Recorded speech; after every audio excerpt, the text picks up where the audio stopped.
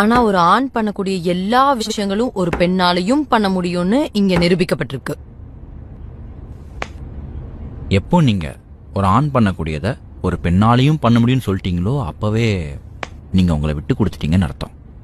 ஒரு பெண் பண்ணக்கூடியத ஒரு ஆண் பண்ண முடியுமான்னு கேட்டு பாருங்க, நிதர்சனம் புரியும்.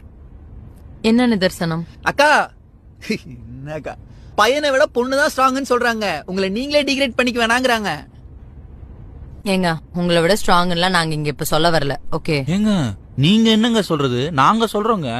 ஒரு பையன் பிசிக்கலி எவ்வளவு நாள் ஸ்ட்ராங்கா இருக்கலாம், ஆனா ஒரு பொண்ணு மென்டலி ஸ்ட்ராங்கா இருக்கிறது தான் மாஸ்.